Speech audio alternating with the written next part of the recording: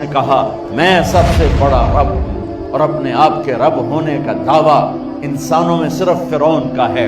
اس کی باندی مسلمان ہو گئی، موسیٰ علیہ السلام کا کلمہ پڑھ لیا، ایمان چھپتا نہیں، وہ پتہ چل گیا۔ فرعون نے اس کو پکڑوایا، اس کی 2 بچیاں، ایک دودھ پیتی ایک ساتھ چلتی، اور اس نے اپنے دربار میں کڑاہ میں تیل ڈلوایا، نیچے آگ لگوائی، تیل ابلنے لگا۔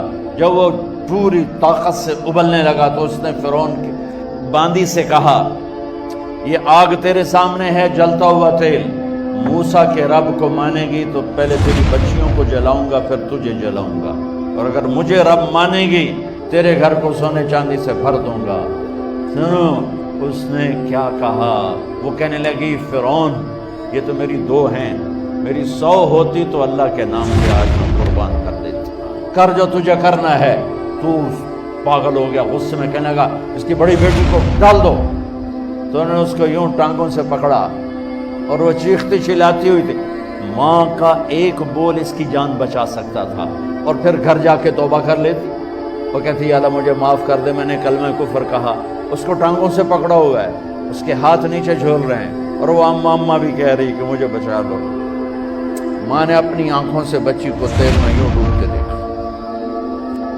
اور پھر وہ ابھری جیسے مچھلی تلنے کے لیے، جیسے مچھلی تلی جاتی تو باہر آ جاتی، اوپر آ جاتی، تو وہ ایسے بلبلے اٹھ رہے تھے۔ وہ ایک ہی لمحے میں اس کی تو جان گئی، ایک آنسو کا قطرہ اس نے نہیں نکلنے دیا اپنی آنکھوں سے، اور اپنے دل کو جب مضبوط کیا، میرے رب کی رحمت محبت حرکت میں آئی۔ اللہ نے ماں کی آنکھوں سے پردہ ہٹا دیا، اور ماں نے اپنی بیٹی کی روح کو نکلتے دیکھا، اور وہ کہہ رہی ہے ماں جی ڈرنا نہیں، صبر کرو، جنت تیار ہے، جنت تیار ہے۔ معصوم بچی کو تو پتہ بھی نہیں تھا کہ کیا ہونے والا ہے، اس کو پکڑ کے یوں ڈالا، اس کی تو آہ بھی نہ نکلی، اور وہ مچھلی کی طرح تلی گئی۔ اب پھر ماں کا کلیجہ پھٹا، اللہ نے پھر آنکھوں سے پردہ ہٹایا، اور انہیں اپنی بچی کی روح کو نکلتے دیکھا، اور وہ کہہ رہی ہے ماں جی تھوڑی دیر کا صبر، جنت تیار ہے۔ اللہ کو پایا سب کچھ پایا، اللہ کو کھو دیا سب کچھ کھو دیا۔ جب اس کو پکڑ کے لے جانے لگے، اس نے فرعون کو دیکھا، فرعون اس کی آنکھوں میں آنکھیں نہیں ڈال سکتا، نظریں نیچے ہوگی اس کی۔ کہنے لگی میری ایک بات مانو گے، میری ایک خواہش پوری کرو گے؟ فرعون نے پوچھا کیا؟ کہ جب میں بھی جل جاؤں تو میری اور میری بچیوں کی ہڈیوں کو اکٹھے دفن کرنا، باہر پھینک نہ دینا، دفنا دینا۔ فرعون نے کہا تمہاری یہ خواہش پوری کی جائے گی۔ انہوں نے کہا پہ پیچھے ہٹ جاؤ، میں نے اللہ کو جان دینی ہے، مجھے دھکا دینے کی ضرورت نہیں ہے، میں اپنے اللہ سے ملنے جا رہی ہوں۔ سبحان اللہ، جب اللہ مطلوب ہوتا ہے تو موت محبوب بن جاتی۔ وہ چھلانگ مار گئی، اللہ اکبر کا نعرہ لگاتی ہوئی، ہڈیاں ادھڑ گئیں، گوشت ادھڑ گیا، ہڈیاں باقی رہ گئی۔ فرعون نے کہا ایک ہی جگہ ڈال دو، سب کو دفن کر دو۔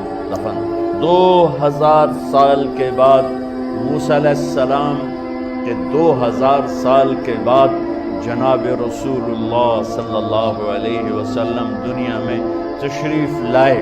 40 سال کی عمر میں نبوت ملی، 50 سال کی عمر میں معراج ہوا، 2050